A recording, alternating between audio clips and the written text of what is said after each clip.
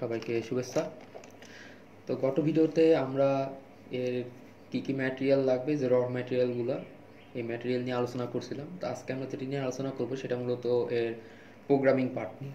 তো প্রোগ্রামিং পার্টের মধ্যেও একটি ভাগ আছে, যে প্রোগ্রামিং পার্ট নিয়ে আলোচনা করবো সেটা হচ্ছে মূলত বেস প্রোগ্রামিং বা হার্ডওয়্যার প্রোগ্রামিং যাই বলেন। আর তারপরে আমরা এর ওয়েব প্রোগ্রামিং নিয়ে আলোচনা করব। তো হার্ডওয়্যার প্রোগ্রামিং মধ্যে আমি যেটা করতেছি, যে মূলত প্রোগ্রাম আমি ধাপে ধাপে বর্ণনা করি, যে এখানে ইনক্লুডেড যে লাইব্রেরিগুলো আছে, সার্ভার লাইব্রেরি, ক্লায়েন্ট লাইব্রেরি, আর সে মেইন পেজ যেটা আছে এটা তো ওয়েব পেজ। তো এগুলো আমি মূলত প্রথমে লাইব্রেরি অ্যাড করে নিয়েছি। লাইব্রেরি অ্যাড করার পরে তারপরে হচ্ছে আমার কোন কোন পিনগুলো আমি ইউজ করব সেই পিন সংখ্যা আমি নিয়েছি। যেমন কনস্ট্যান্ট ইন্টিজার যেটা আছে load 1 16, load 2 14 number, load 3 12 number, load 4 13 number, অর্থাৎ জিপিআইও পিন নাম্বার অনুযায়ী আমি এই পিনগুলো নিয়েছি।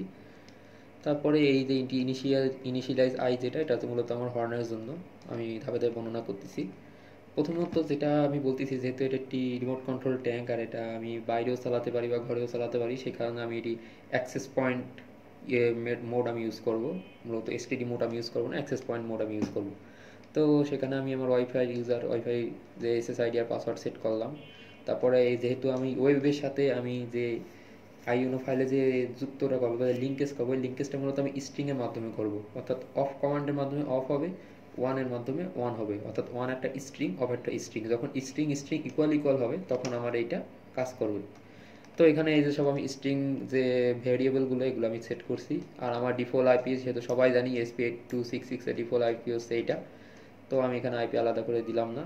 আর এখানে যে এটা আমি যেটাই বলতেছিলাম যে স্ট্রিং রিপ্লেস, এই স্ট্রিং রিপ্লেসটা মূলত এর মাধ্যমে সম্পূর্ণ হয়। আর সার্ভার তো 2000 রিকোয়েস্ট 200 যে ওকে রিকোয়েস্ট পাঠিয়ে তারপর মূলত এটাকে অ্যাক্টিভ করবে।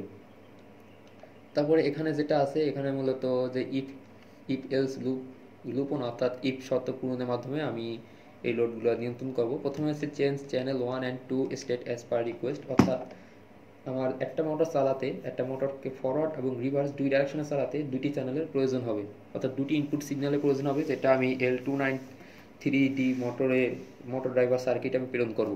তো সেই ক্ষেত্রে আমার যখন এখানে অন অন হবে, স্ট্রিং ইকুয়াল টু 1 1, তাহলে L1 স্ট্যাটাস 1, অর্থাৎ L1 যে লোড এটা হাই হয়ে যাবে আর লোড 2 লো হয়ে যাবে। অর্থাৎ দুটো যদি হাই হয়ে যায় তাহলে তো সমস্যা, তাই একটা হাই একটা লো হলে তাহলে আমার মোটর একদিকে ডাইরেক্ট করবে। আর তেমনি 1 2 যখন অ্যাক্টিভ হবে তখন L2 স্ট্যাটাস 1, অর্থাৎ তখন লোড 2 হয়ে যাবে হাই আর লোড 1 হয়ে যাবে লো। অর্থাৎ একটা হাই একটা লো হলে তখন আমার এটা ফরওয়ার্ড, আবার একটা লো আরেকটা হাই হলে তখন রিভার্সে মোডে কাজ করবে। এটা ছিল আমার স্টেট 1। তারপর অফ 1 2, অর্থাৎ আমি যখন এটা পুরোটাই অফ করতে চাবো, 1 অফ থাকবে, 2 অফ থাকলে তাহলে ওটা টোটাল অফ হয়ে যাবে। তো সেই ক্ষেত্রে এটাকে L1 status of, L2 status of, অর্থাৎ এই দুটা ভেরিয়েবল স্ট্রিং যখন অফ দেখাবে তখন এই দুটাই লো হয়ে যাবে, অফ হয়ে যাবে।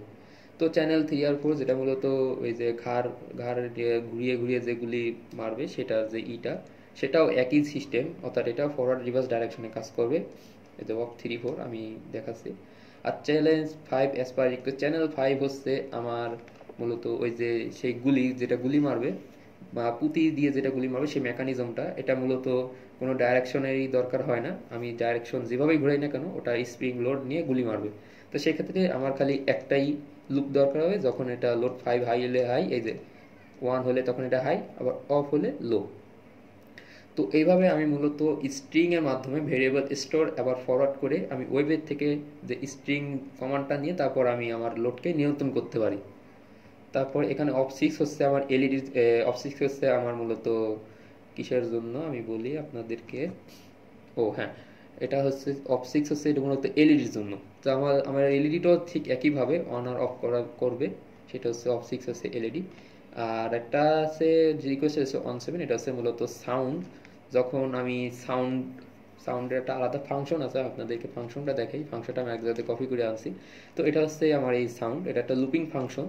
যে একবার এখানে 440 থেকে আস্তে আস্তে আস্তে আস্তে এটা যদি লেস দেনে আসে, আস্তে আস্তে আস্তে আস্তে 999-তে যায়, তারপরে একটা এরকম বাঁচতে থাকবে। আবার যখন 1000 থেকে এই যে গিটার দেনে হয়ে 440 আস্তে আস্তে আস্তে আস্তে কমতে কমতে আবার এখানে বাঁচতে থাকবে। অর্থাৎ লেস আর ইকুয়ালের যে ফর লুপটা, এটা মূলত ওই যে যে সাইরেনের মতো একটি হর্ন সৃষ্টি করে, সেটা হচ্ছে এই ফাংশনটা।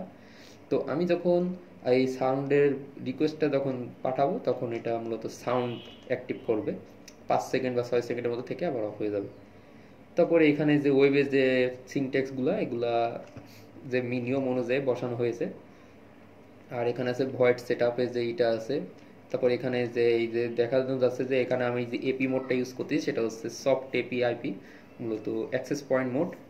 এখানে যে ইনিশিয়াল যে ফাংশনগুলো যেটা ছাড়া প্রোগ্রামটা সম্পূর্ণ নয় সেগুলো মূলত বসানো হয়েছে যে সফট এপি ফাংশনের মাধ্যমে আমি অ্যাক্সেস পয়েন্ট মোড ইউজ করতেছি। আর এখানে এই তো আর ভয়েল লুপ তো হচ্ছে সার্ভার হ্যান্ডেল রিকোয়েস্ট, যেটা মূলত ভয়েল লুপে তেমন কিছুই নেই। এটা হচ্ছে মূলত আমার এই ওয়াইফাই সফট এপিটা কন্ট্রোল করার জন্য এটা আমার এই ফাংশনটা দরকার আছে। আর এটা তো সাউন্ডের ফাংশন আগেই বললাম। তো এই ছিল মূলত এর হার্ডওয়্যার স্ট্রাকচার প্রোগ্রামিং। এটা পরবর্তীতে আমি এখানে যে গ্রাফিক্যাল ইউজার ইন্টারফেসটা অর্থাৎ ওয়েব বেস অ্যাপ্লিকেশন নিয়ে আমি আপনাদের সামনে আলোচনা করব। তো আজকে এই পর্যন্তই। সবাইকে ধন্যবাদ আমার এই ভিডিওটি শেষ পর্যন্ত দেখার জন্য।